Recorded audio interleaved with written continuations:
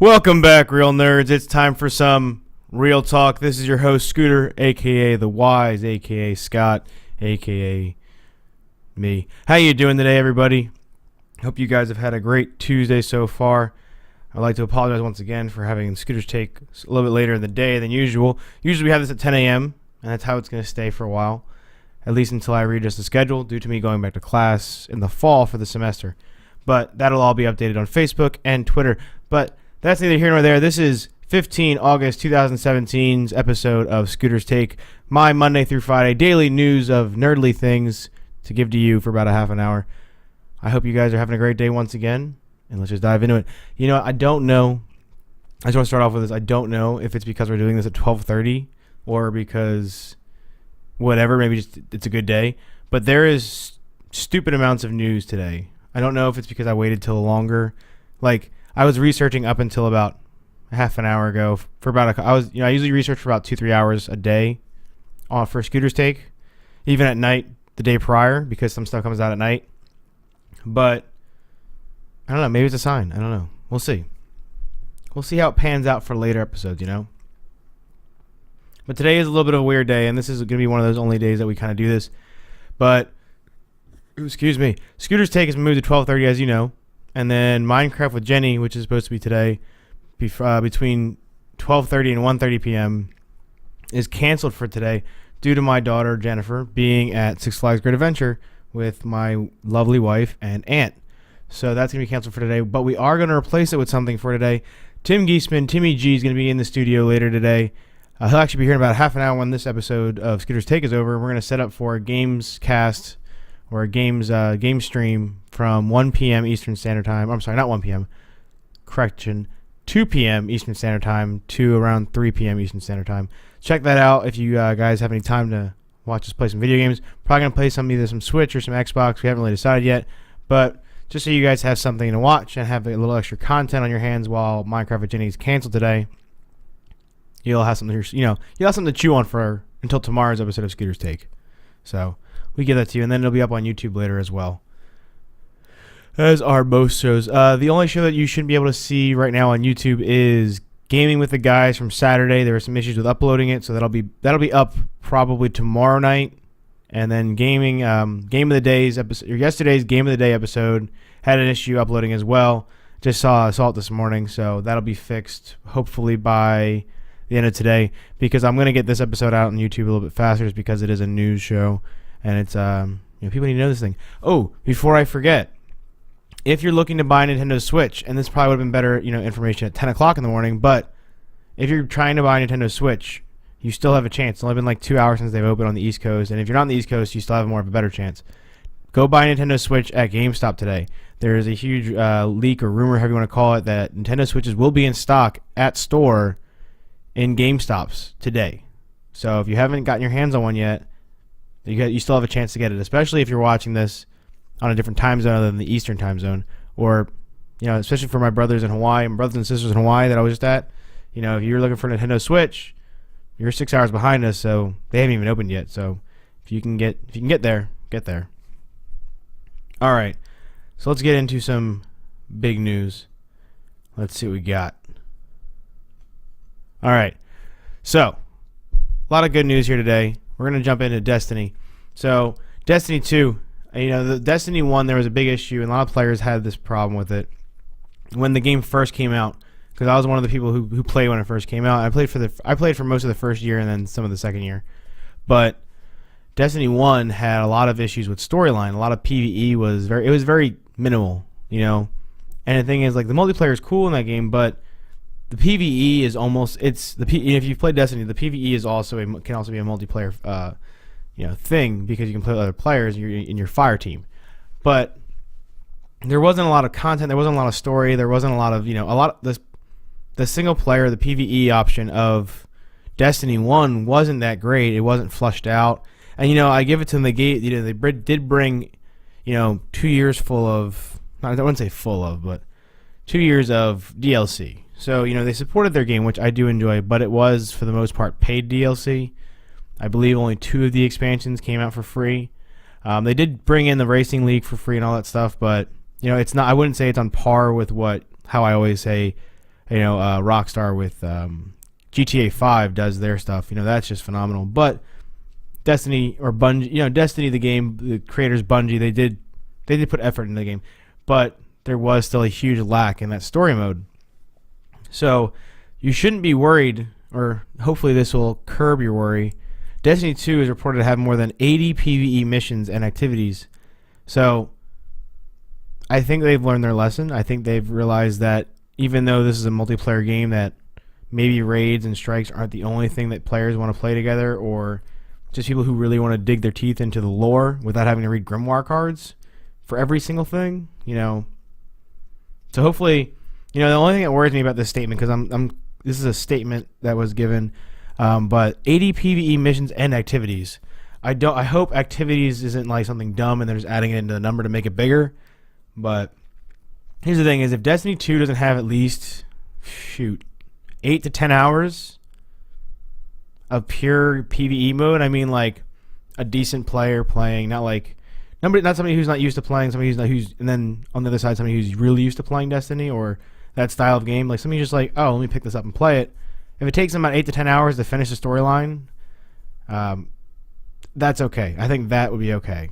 Because the thing is, Destiny 1 was you could finish Destiny 1 in probably about I'm not talking about speed running, but actually playing, you probably finish in about 3 or 4 hours. So I would like to see at least, I'm talking about, this is minimum, I'm saying minimum 8 to 10 hours. I would love for the PvE action on Destiny 2's release to be 20 plus. That'd be amazing. Also in Destiny 2 PC version, there were some PC players apparently that were worried about overlays and stuff like that being able to use other applications inside Destiny 2 for the PC. But one thing that Bungie has put out is that the PC version is going to have a frame rate counter, so you can make sure you're getting all the frames you're supposed to get and whatnot. Small news for that, but if you didn't know, now you know. Next up, a game that came kind of out of the woodworks in the last couple days, No Man's Sky. The biggest flop in video that I've personally seen as an adult in video game history. So for the last 7 years or so, this was probably one of the biggest. It looked amazing. It wasn't. It was worse than Destiny's release, because Destiny's release was everybody's awesome, blah blah. But the thing is, Destiny still kind of provided what they promised, just not everything. But No Man's Sky literally promised a whole bunch of stuff, and you basically got 2 things. But after a surprise multiplayer update over the weekend, a large number of daily users have come back to the game because they have. I mean, it's been a year, but they have at least. I give them props. They're trying to get it back, and it's working. People are playing the game again. People who haven't played in months, or whatever, are playing again because they finally fixed a lot of the things that were supposed to be in the game originally. Ethically, they should have done this in the beginning, but at least they're trying to fix their mistakes. Everybody deserves a second chance.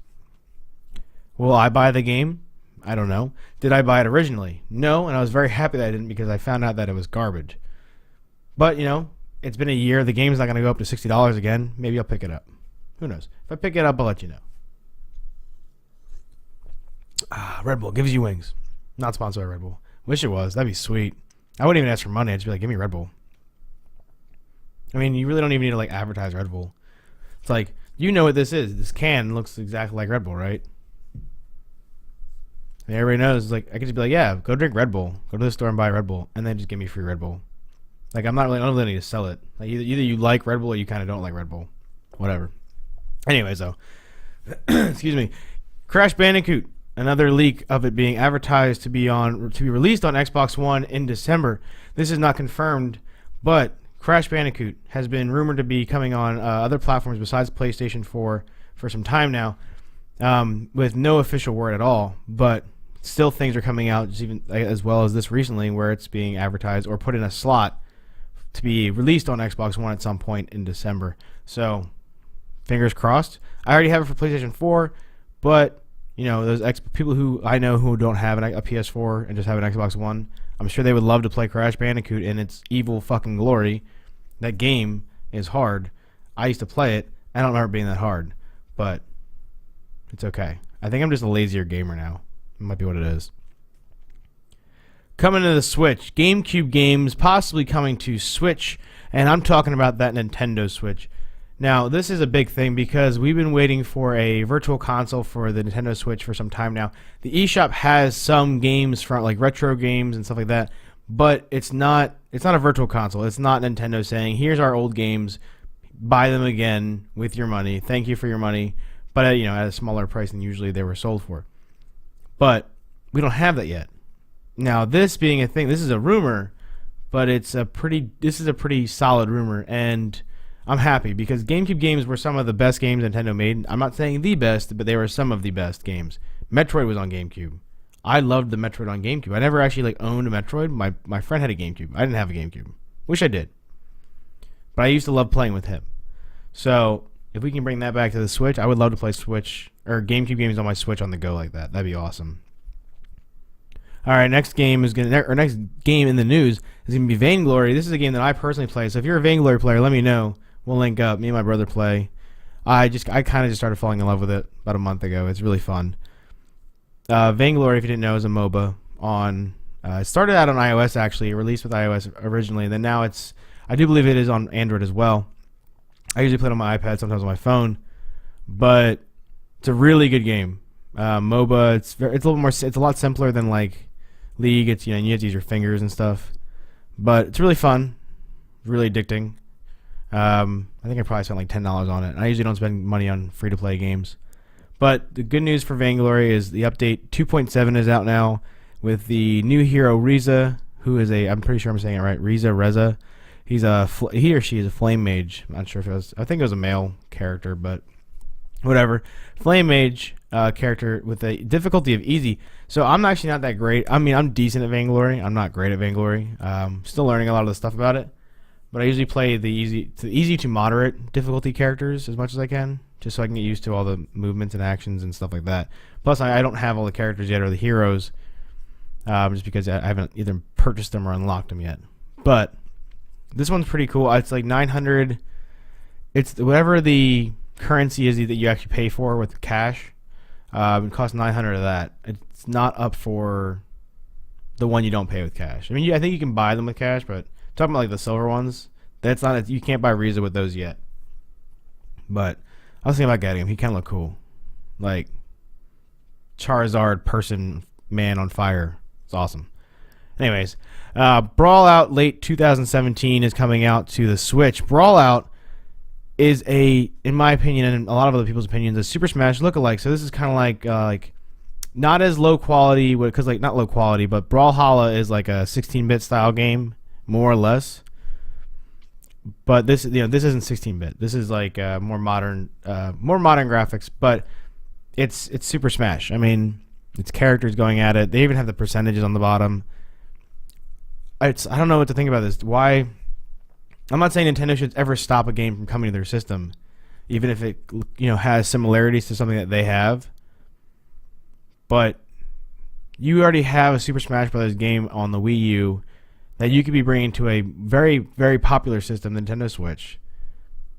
Probably a very easy way to do it. You've already done it with Mario Kart 8. You're doing it with Pokken Tournament. This shouldn't be a hard thing. Why I don't think that this game shouldn't come out. It just shouldn't come out before your game. That's all I'm saying. But it looks cool. Brawl looks more like I wouldn't say adult-like, but just more matured version of Mario Kart or Mario Super Smash Brothers. My apologies. It's not a bunch of Nintendo characters basically. It's like champions, heroes, kind of like Brawlhalla has like those champions and heroes. So if you get a chance, check that out. It should be coming out late 2017. More on the Switch though. So FIFA 18, this is an EA game. This is EA's basic. This is like their first like real big game coming to the Switch. Now, I don't know if you follow Nintendo news or anything like that, but for a while people were not buying into the Nintendo platform. That includes the Switch and, of course, the Wii U. The Wii U is a failed attempt at a system, only selling a couple million units. But the Switch, when it came out, people were worried. A lot of companies were worried. Do we support the system? Do we put our games on it? Or are we wasting our money, right? So a lot of them waited. And that's why a lot of games didn't start coming out for a while. So when they announced FIFA 18, this is like EA's test run. they're going to see how this game does on the Switch, and that's going to determine whether or not EA is going to support Nintendo's endeavors on the Switch. Now, that could be either, and I don't think that's going to be a yes or no, like, oh, yes, it did well enough, we're going to support you fully. Or no, it didn't do well enough, we're not going to support you at all. And when I say support, I mean bringing their games to that system. I think it's definitely going to be on like a scale of like, okay, we did this well, we'll support, and we'll bring these games to that, you know. We won't invest this much money, but we'll invest this much money into bringing games to the Switch.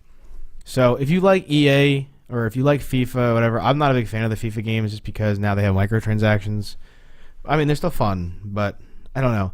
And this is going to be a little hypocritical, but if you want EA games and you want FIFA games or stuff like that on the Nintendo Switch, and you're already going to buy this game anyways, and you have a Switch, buy it for the Switch. Bring the game to the Switch.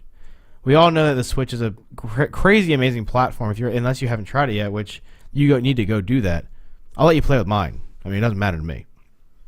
I'm a huge advocate for the system because Nintendo really hit it out of the park with this one.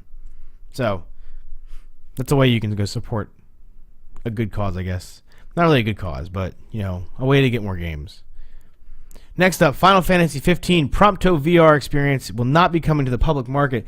The Final Fantasy 15 Prompto VR experience was at, I believe, 2016, one of the conferences, something like that. That's where I read about. It was apparently a very, very awesome VR experience, and a lot of people were hoping that it was coming to PlayStation VR. It will not be.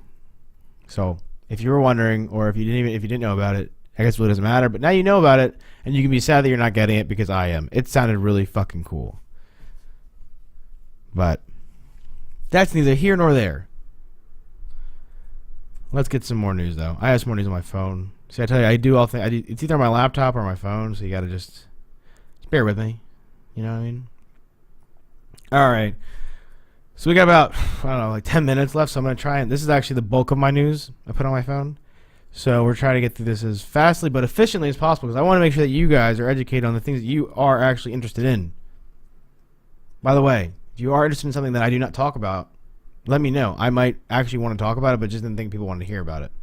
But I do try to keep my news very broad in a way. Like I don't just focus on video games. I like, you know, we obviously talk about movies here. I also like technology, so there's going to be some technology news in here for all you nerds. I love technology because I'm a nerd who loves technology. I love shiny new gadgets. It's like crack to me. But anyways, speaking of movie news, Nick Fury will not be appearing in the Avengers 3, 4, or Black Panther. That's crazy, isn't it? I don't think he's very. I mean, I don't know. Samuel L. Jackson. I imagine he would want to be in these movies, so I'm sure he's not very happy about that situation. But especially Black Panther. I mean, not saying that, you know, not saying what you obviously would think, but I mean, Black Panther looks like a really good movie. Nick Fury obviously plays a part with Black Panther when it comes to S.H.I.E.L.D. and stuff like that. So I don't know. Sometimes these things that they do in these studios don't make sense to me, and sometimes you either gotta hope that they're doing the right thing for the story, or they're not, and they're just trying to fucking save money or make money, whatever. All right, next up is not an article that I put on my phone. Let's get rid of that. It's probably a pop-up. All right. New thing from Amazon. Amazon Instant Pickup will have your order ready in 2 minutes. This is an article from The Verge by Mika Singleton. Go check out the article if you want to learn more. But I'm going to go over the rough things. This is a new service that is going to be only available in certain areas. So this is going to be Los Angeles, California, Atlanta, Georgia, Berkeley, California, Columbus, Ohio, and College Park, Maryland, which means I cannot get it. This is going to be a new campaign by them. It's targeted at college students who need stuff quick and in a hurry. Like snacks, blah, blah, blah. You know, little toiletries. This is not going to be like I'm buying my groceries or I'm buying, you know, this month's supply of, you know, whatever. It's going to be like a quick and easy thing that if you need something quick, fast, and it's small or whatever, this is the service for you. And that's why it's in these college areas such as like Berkeley. You know, that obviously jumps up pretty quick. So we don't get very political here. This isn't I wouldn't even say political thing or medical. We don't try to touch on those subjects as much because, you know, one, none of us are doctors or politicians, and two, it's just stupid to talk about sometimes. Like, this isn't the medium that we created for it, so we're not going to talk about it here. But this is tech related, so I'm going to bring it up. So there's an app that's coming out that is certified in Europe as a form of birth control. So basically what I read about this is that it's called, so the smartphone app is called Natural Cycles. And this is a certified form of contraception in Europe. And apparently it wants to come to the US. So this is, this kind of gets into politics, which I don't like to talk about. But it's, is this a safe thing? And when I say safe, I mean, like, is it actually an effective version of contraceptive? It uses, your natural cycles, that's what the app's called, but it uses the, a female's natural cycle to realize when, to figure out when you are actually fertile and when you're not fertile based off of the time of the month and the week and the day and blah, blah, blah. Right? So I'm sure it's a very smart algorithm thingy that I don't understand because I'm not that smart, but somebody else was enough to make it. So, what do you think? Should America allow this new product, basically it's a product, into the United States as a official version of contraceptive recognized by, whatever agency covers that kind of thing? My personal opinion, why not? I mean, who cares? If it's not deemed unsafe, who cares? Let women do what they want. That's what I'd say. If it works in Europe, it could work here. It's just another option. There's no reason to have limited options if there's more than one way to do something, right? So that's what I'd say. Plus, it seems really cool, and it's probably a lot healthier. I'm guessing, if you're using just your natural, like when you should be having sex, I guess, unprotected or something like that. Because if you're on birth control, it's a hormone, and I'm sure most of them are safe. I'm not sure honestly, but this seems like a more natural way. You're not putting anything foreign in your body. So because I do know that some females, birth control actually helps them with other things like cramping and stuff like that. So. Because in this case, you would still be having like full-blown, monthlies. So, but to get off the subject of monthlies and females, NASA is sending bacteria into the sky on balloons during the eclipse. It's the apocalypse, people. We're all gonna die. No, this is going to be a good thing, hopefully, right? All things we do are in the world for science is hopefully a good thing. So I'm just going to read the article, and if you wanna check this article out, this is also on The Verge. Title: Why NASA is Sending Bacteria into the Sky on Balloons During the Eclipse, by Alessandra Potenza. So go check it out. And I'm going to read the very small part.